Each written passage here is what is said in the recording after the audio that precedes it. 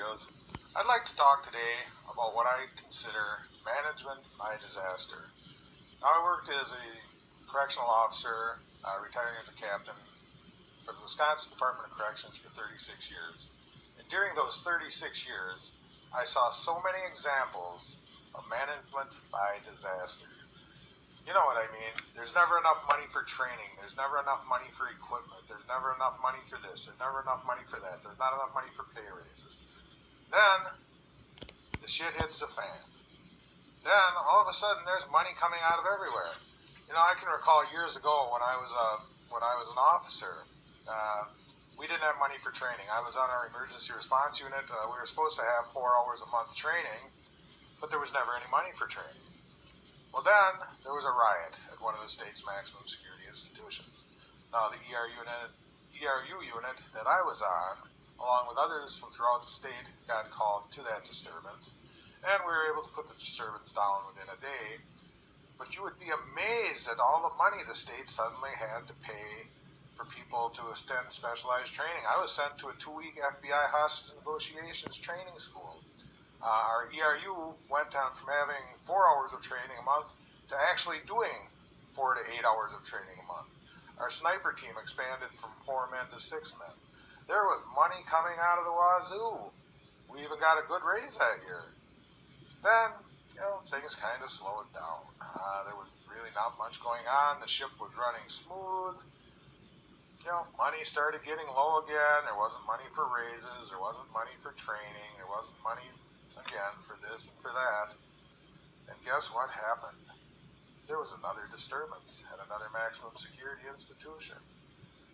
Once again, the emergency response unit I was on at that time got called in to help with that disturbance. And guess what happened after that disturbance? Once again, it's raining money. There's money for more supervisors. There's money for more staff. There's money for more equipment, better equipment. We went from revolvers to semi-automatic pistols. Just money for training all over the place. Management by a disaster. It took a disaster to get that money to train, to get that money out to the officers, to get that money to the people that deserve it, and to get that money out to protect people. Well, I see that happening right now all over the place. Wisconsin has had inmate stabbings on a basis that's been unknown in the past. It's happened, but not as frequently. Why? Part of it is because I think of the old management by disaster. Nothing has happened, so why should we worry about making any changes? Well, now it's happening. Officers' lives are being put in danger by being stabbed. I look at the situation in Mississippi, and I think, my gosh, what a deplorable situation.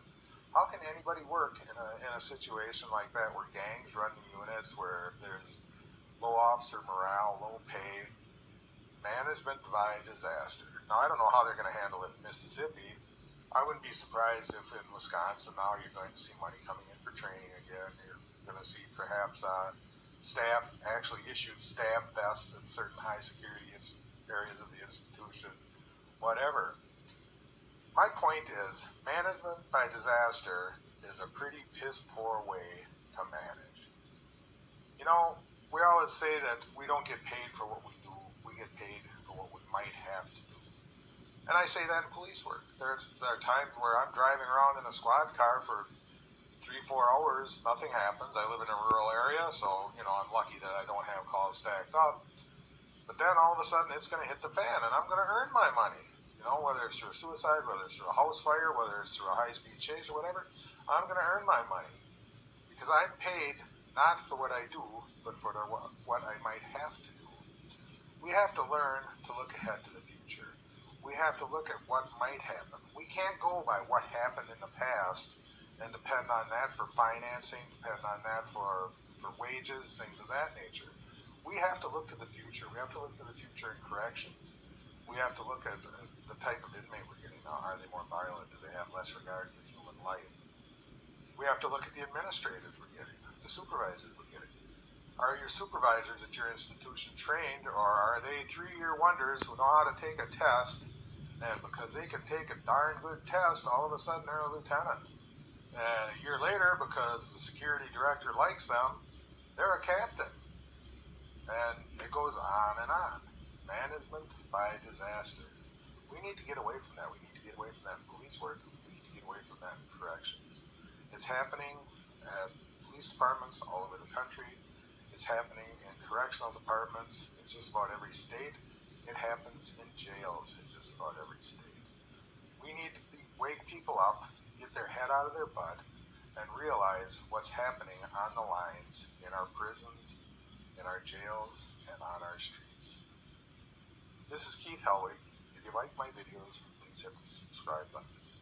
Until next time, stay safe and watch your back.